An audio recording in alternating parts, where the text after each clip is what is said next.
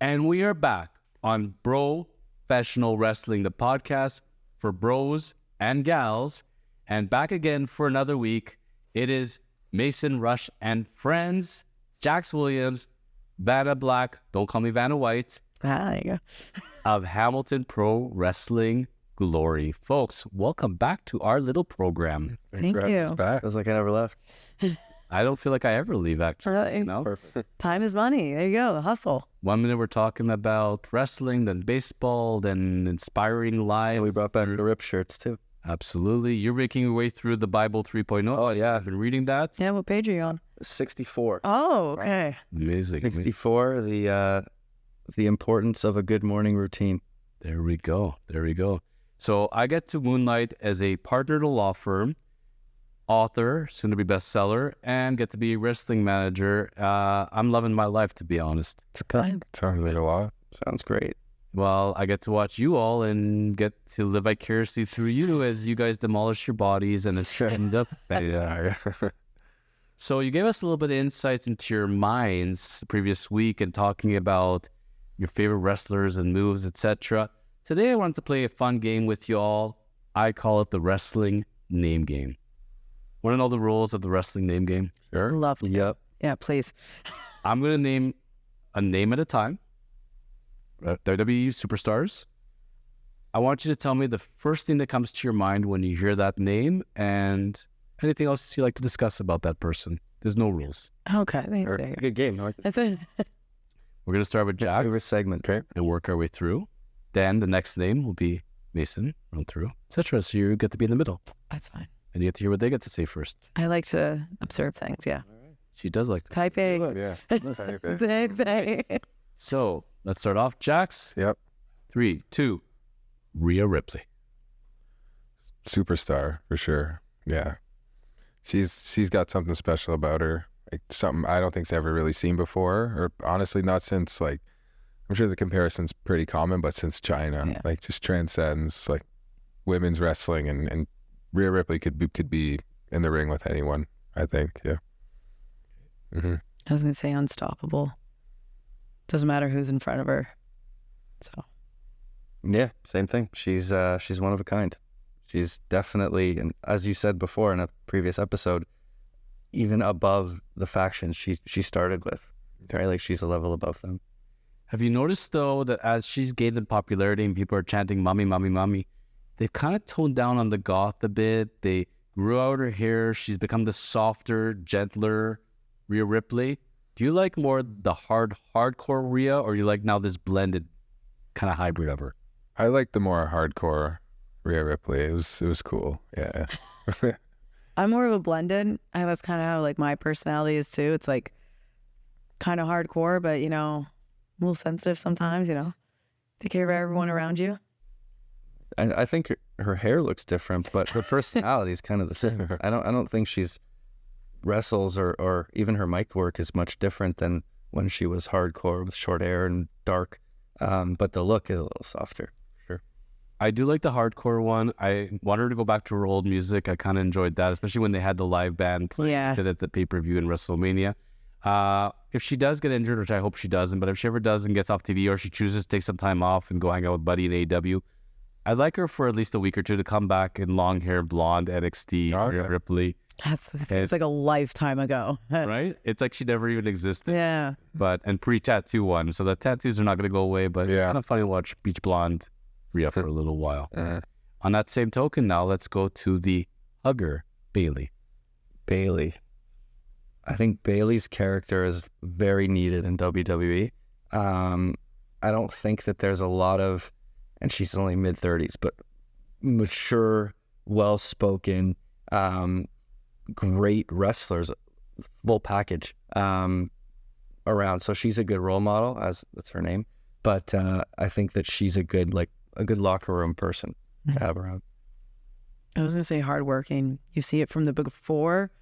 Her character has changed. Like you said, everything has developed. She's really matured, but like her work ethic hasn't stopped, and she's had hiccups through the road. And where are you? Are you on NXT? Are you going to get the next shot? Are you going to be on WWE? What's happening? And she keeps pushing through, and I feel like she proves the doubters wrong, and it's really admiring. Yeah, I would say like she's like the opposite of complacent. Like she's very much kind of like a Chris Jericho, and it's always is doing very well, but never is kind of continuously evolving and changing with the times just to stay and make sure that she stays relevant, which is great. We all agree she's walking out of WrestleMania with the belt. Yeah, I think so. yeah. Slight hesitation there. Yeah, depends on what they want to continue, but I think she could take the belt. At this point in my mind with Bayley, if she stopped wrestling today, she's a Hall of Famer to me. Yeah. But she continues where she's going still at her age, and if she chooses to, by the time she hangs them up, I think we're in the conversation of one of the best ever, simply because she's the full package. And I think we enjoyed heel Bayley for a while, but now seeing the evolution of her and how she's able to do it, she is classic as far as ring work, as far as preparation, look, character. I think she's got it all. So I think kudos to Bayley, and that comes from simple hard work at the end of the day. Yeah, for sure. I know the next upcoming one Mason's going to love. This is one of his favorites, so mine too. Let's go with Logan Paul.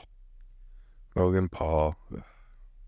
He's awesome. That's the first thing I think of when I think of Logan Paul. The way he's just seamlessly like flown into pro wrestling, and the way he does it in the ring, it's like he's been doing it for way longer than he has. Like just absolutely amazing in there. And he clearly like has a lot of respect for it as well. You can see that. And like everyone's talked about the thing where he made sure to go way out of his way to make sure Rey Mysterio didn't land on his head.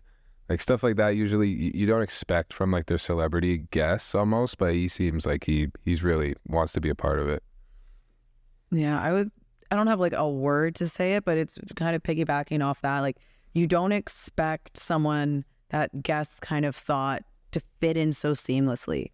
Like no one really looked at him. Yeah, his brother's doing the boxing thing and all this. He's definitely in shape and all that, but it takes years and years, what I say, to find that flow in the ring, like that effortless flow, and to just get out and do it like that. Obviously he trained and everything, but he didn't do the indies. He didn't do any of that, and he's got it, and it's underestimated a lot of people, and I respect it.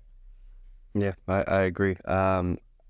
I would say that if there's somebody I want to hate the most, it's Logan Paul. Yeah, you do want to hate him. Like I want to hate him. But you can't. You really can't. And anyone who trains wrestling, who goes in the gym and puts their body on the line, when you watch a guy who literally, you know, the saying, the silk sheets, right? Like this guy does not have to get out of bed and kill himself. He's worth hundreds of millions of dollars. Yeah. And to do that because you genuinely love it, I mean, what more can you say? And then on top of that, he's really good at it, and he's garnered the respect of the locker room, which most of those celebrities don't get, right? They'll get it in the sense of, you're a nice guy, we'll help you out, but Logan Paul's a legit wrestler, and to have just started, and even though he gets the best training, and his coach is Shawn Michaels, and his matches are Right as well.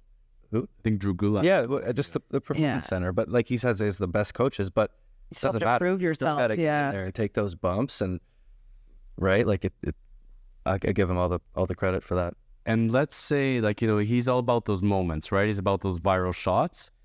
Okay, fine. But on the same token of it, he's doing them on the biggest stage, and he's executing them. Like, it's hard enough to do them in practice for people.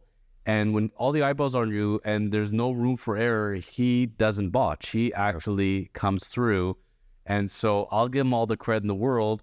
Where I really understood the value of Logan Paul, I'm sitting in the pay-per-view, and my son and my nephew are with me, 18, 21 years old, and they are the Logan Paul crowd. Like, my nephew learns everything off of TikTok. TikTok teaches everything as far as where to train, where to eat, everything, right?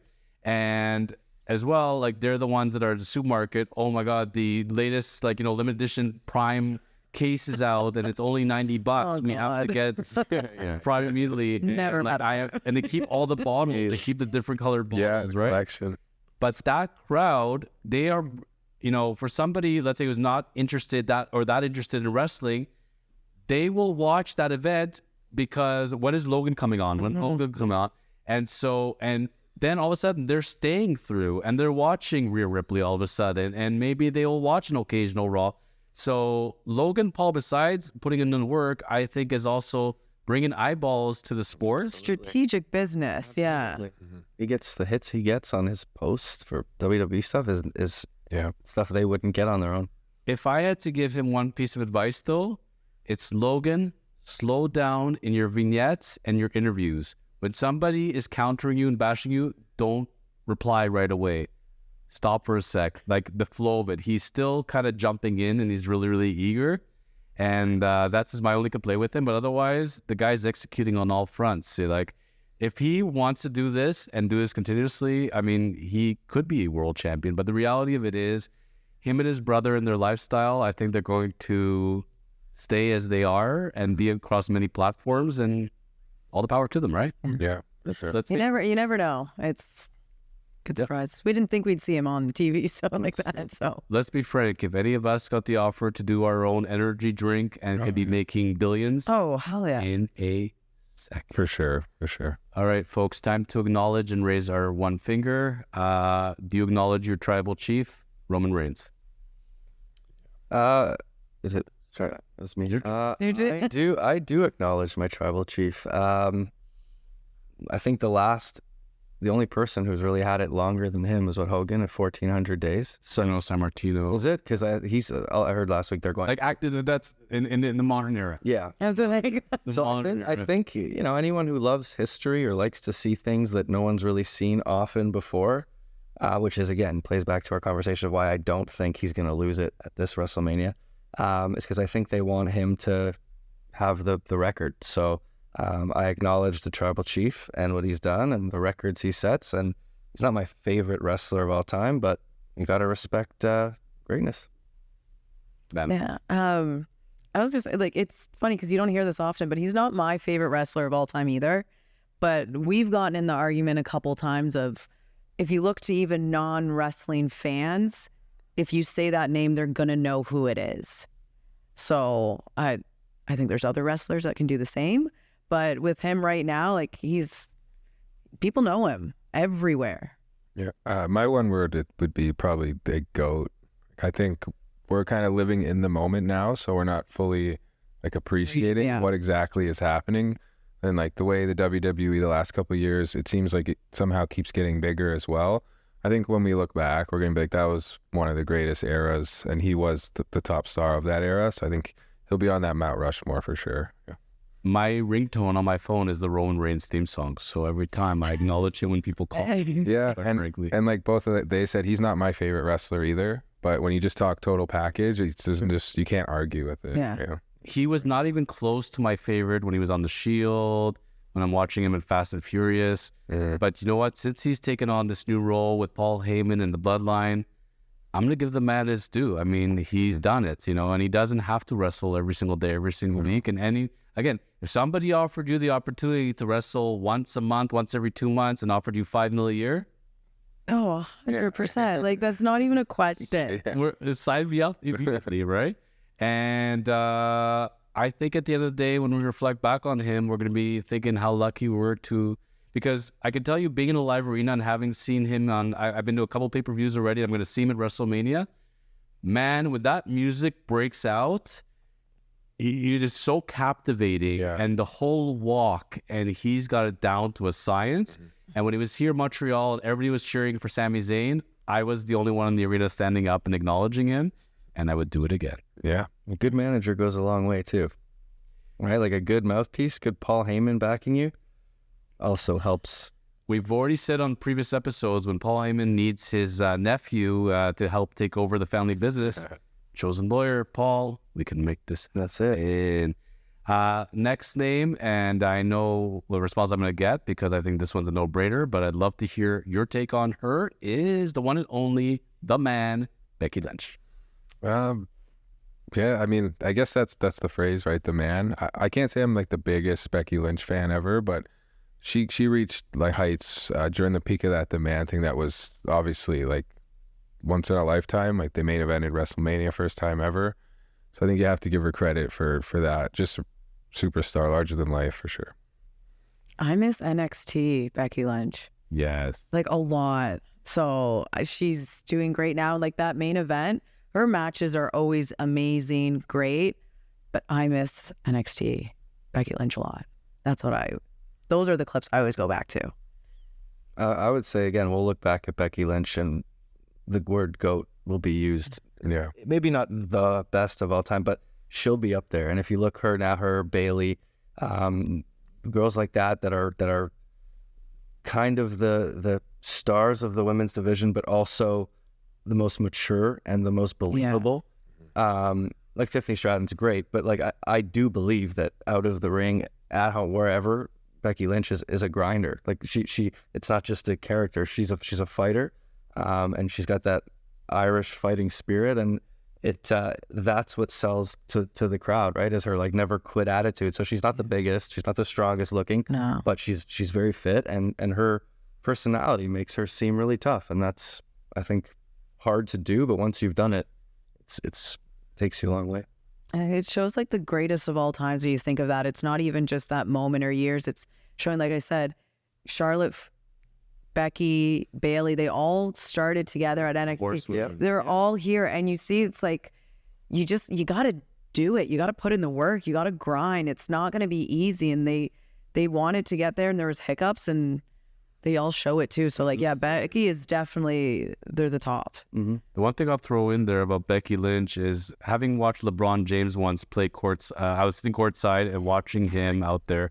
LeBron is. Do you want a moment? I'm so jealous. That's amazing. It was a playoff game too, but Which series? when he was with the Cavs in Toronto, Which year was that? the game before they eliminated the Raptors. Was that LeBronto 2018? That was when that was when the fans started cheering for LeBron. Yeah. The Toronto crowd was actually. Oh, wow, that's amazing. Do you know the date exactly? I know the games he's talking about. What was the score? I know he had a lot of fadeaways. That's it. This is our car ride games. But why do I say this is because watching him up close, like it's only on TV. When you actually sit there courtside and you're like, I was courtside right on the floor, by the way. Wow. Like Drake is right across from me, right? And like literally, like I could see him. I even waved at him and he looked at me like, "Do I know you?" But it literally was like a man playing among boys. Yeah. If you don't know anything about basketball and you come in, you close your eyes, you open them, and you're like, okay, who's the best person here? It's so obvious it's LeBron. You have to be at a live event and see Becky among any other competitors. She's just so solid and smooth, and she just executes and she talks and Believable, which is That's a bit, yeah. It's you gotta like at the end of the day, like you want to win, so you have to be looking at someone and be like, can they win? If they have the belt, should they be holding that belt? Like all of that, it's got to be believable. she's my LeBron James of wrestling. That's how it's good. She's your goat then. She's your go. And she's not my favorite even. Yeah. I get her out of the poo suit. If she's your LeBron, who would your Michael Jordan be? My Michael Jordan. So who's your number 2? Oh, save that for another podcast. Yeah. On next week. We'll think about that one Okay. as we go to the last 2 names, and I decided to leave our most controversial and our lightning bolts for the end, and I'm just gonna sit here and watch the fireworks go. And 3, 2, 1, CM Punk. Overrated. I knew. Jax, get Yeah, I mean, I've never really like understood the appeal of CM Punk. I understand his skills especially on the microphone are amazing, and he's great at captivating the audience telling a story. But it loses it for me the second the bell rings and he's in there. I've never believed the best in the world thing at all. Just not my style, I guess. Yeah. I was gonna say, like, not everyone has to have the full package. Like, to be able to sit with a microphone and the company just say whatever you want, and you're kind of giving screw it attitude. I want to do that. I agree with Jack. Nice. Yeah, no, I get the mic work. I get that maybe, like, even before I was a big wrestling fan 10, 15 years ago when he was, up and coming and a young whatever stud. But the last 10 years, 50 since I've been watching him, I've always wondered what it is that people I gravitate. feel like he's maybe slightly lost it. Like he was. It could be, right? Yeah. And he's not, because he's not, like, we talk about total package, Jax Williams, total package, right? CM Punk, to me, isn't a total package, right? There's good mic work, there's cockiness, he gets in good feuds, but yeah, you watch him in the ring and it's not like, well, that's a freak of nature, right? That's a best in the world status to me. But he hits an audience that other people don't. That's what it is. I feel like not everyone's the total package. Just because you're on TV doesn't mean you have the total package. You got to be able to, sometimes like you have a total package for a certain audience. I think that's what CM Punk is. I guess, yeah. Because again, Cody Rhodes too. Like I don't Not everyone, get it. But just because I don't get it doesn't mean clearly everybody else doesn't get it either, because he's huge.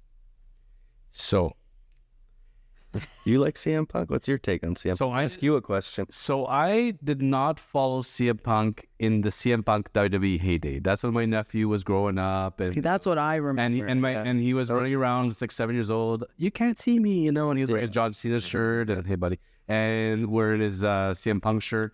And so I only saw glimpses of it. I wasn't into wrestling at that point. It wasn't cool for me, so I was out. And so I came later on in the CM Punk era. I did not get it until I understood that CM stood for Chick magnet. and then I got it. And it all made sense. I don't get that. That doesn't help me get it. And watching him at UFC get his brains knocked out, he went and did the real McCoy. And then him coming and then going to AEW. And by the way, any of us, actually heading off to UFC, and that's, if wrestling is one thing, UFC also getting into the octagon, like, Oh God, yeah, you got to be either balls of steel or shit for brains, right? yeah, yeah, one or the other. He got his ass handed to him, and you know what? And he did it with his head held up high. Yeah. But once he came to AEW and seeing that return, I totally was captivated by it. It invigorated them enough that they got a third show, Collision, built around him. Yeah, Then they managed to F it up completely. And then what does Tony Khan do for WWE? I'll hand you not 1, but 2 stars. Here's Cody on a silver platter, his CM Punk. And I never forget watching that Survivor Series. yeah. We're going to the credits. That was cool. And my nephew going on. It's over. And he's like, no. Because that ruining. Like, Yeah. I'm in the middle of watching NXT and the Braun Breaker match. And of course, I'm scrolling on my phone because I'm a few minutes behind. Yeah. I'm on replay. Newsflash, Braun Breaker, Corbin, new champions. And I'm like, why'd you ruin it for me? And he saw the CM Punk clip of him backstage right before the music hit. Oh, so you got, it was a, So he got spoiled. I did not. And I'm like, I just watched the biggest 3 hours waste of time of my life. And that 2 minutes of CM Punk coming out, I get it completely. And him turning the course, I'm actually coming back to WWE. What I said, it was like, I thought Hulk Hogan coming back and he burned the bridge was one thing. He went to WCW. He almost buried WWE. There was no way after what CM Punk said, and he's back. Yeah. And him cutting those promos, I just felt like they were doing too slow of a burn with him. And him getting injured was the poetic justice out of it because it wasn't going anywhere. But I get the CM Punk thing. You know what? I'm all for it. I wanted to buy a CM Punk shirt. And I love the badassness of it. And it's just because it's so different than everybody else. He's not doing a vanilla formula. and he hasn't really changed either. That's the thing. I feel like maybe the spark has gone a little bit and it's different of what happened, like especially when he was in the Indies and AEW. But his brand of who he is has never changed, no matter where he goes, which I kind of respect. True. So I got outvoted on this one. So we'll see the last one, how we go on this one. And he is the one, the only, the story finisher, Cody Rhodes. Start with Cody Rhodes. Whoever wants to jump in. Cody Rhodes, great gimmick. Definitely a needed character in WWE, right? Again, I see how the kids react when he walks out, right? I like it. I like his song. It's great. His costume, it's fantastic. But he takes his belt off. He finds the little kid. He hands it, right? Cody Rhodes is the character to appeal to a much broader market than a lot of the other stars they have, right? And that's why I think he A, is so popular, and B, does so well. And kids love stories, right? So the story will finish, but they're going to drag it out as long as they possibly can. So personally, I like Cody Rhodes, respect him. Not a huge fan, not my biggest favorite wrestler, but But you're not 10. But I'm not 10, and I do respect the vision and the story and the whole allure. Yeah, I agree. I get what the story is and all of that. I want the song, love the song, but I'm not wowed. I'm not stopping. I'm not going back and watching clips of everything he's doing or going, that's not what I'm getting from him, but I get it for what the company's doing. I actually have to agree with what Mason said. I think it's definitely needed, not just in the WWE, but just kind of like having that good guy who's just a good guy and is the hero of the story. I think is something that's kind of feels like it's missing now. Like everything has to be edgy or it has to be deep, and like it's kind of like the Superman thing. It's like when I watch Superman, I just want to see a guy that's inspiring and good. So I feel that way with Cody. Like sometimes it's nice to just have the You know guy. what you're gonna get. guy. Like he comes out there and he's gonna be nice to the kids, and it's gonna be a good match and a good story, and he's got it. Yeah, you know what you're talking about. There's nothing scandalous is gonna happen or different, but And I think the best part about him is when I look at Cody, like I feel like he believes that about himself. Like he's almost reminds me of Bret Hart, where it's like Bret Hart. Yeah, Bret Hart believed he was the best, and because he believed the it, best will be. Yes. yeah, and because Cody, I feel like believes that, I believe it, like full on. Yeah. So my take is on this, and I have a few, my brain is going like a mile a minute. So when Hulk Hogan goes over from WWF to WCW, right? They bring in Lex Luger as the All-American, they called him. He was wearing stars and stripes and waving the flag and put his face on the bus because we need our All-American good guy to go along. That is Cody. that's Cody right now, 100%. Draw by the numbers. There's the formula. Hulk Hogan came out every time waving the American flag. Train, say your prayers, eat your vitamins. Cody comes out, like you said, the belt, kiss the babies. Hey, insert town name. What do you want to talk about? Finishing the story. Yeah, absolutely. You think about it, with so much going on and all this stuff, like they just want, especially like getting to the kids. That's what Hulk Hogan was. Like the parents would put the kid in front of the TV and they know they're going to see that. It's going to make, the role model. It makes sense. It's repeating history. It's the formula. So if we do not learn from history, we are doomed to repeat it. So this is where I'm going to tell you it's going to go into the future. I'll give you a little sneak peek because I've learned from it, because I'm a little bit older than all. I'm probably the same age as all you combined. So we'll go that way. But what ended up happening was Hulk Hogan went to WCW, wore the yellow and red, was the All-American, right? Mm-hmm. And what happened was people started to lose interest. They were like, okay, we've seen this before. This is not that interesting. And all of a sudden, one day, he was the third member of the NWO. He was Hollywood Hulk Hogan. And that's the way it went.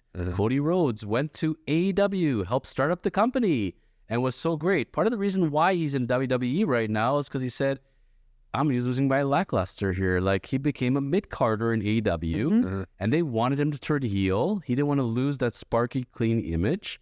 And he said, well, I guess I'm going to go back. And the truth is, when you have the opportunity to go to the big leagues, you're going to take it. Yep. And here he is going from mid-carder in AEW to top dog. So I don't blame him at all. But I have a feeling like the more they're going to drag it, it's the same thing. Remember Sami Zayn? They were packing them in for Sami Zayn. All of a sudden, like, all it takes is one little pull. There's a fine line between pushing the story and keep seeing how far we can take something where before cross that line and everyone lose interest, or you pack it in at the right time. My three favorite memes of Cody Rhodes is one where he comes to his locker and there's the 24/7 belt sitting, and they're saying, Cody, you finally won your belt. The meme number two is when he comes to his locker and there's the Stardust outfit and a note, Cody, please make sure this still fits on you, Hunter.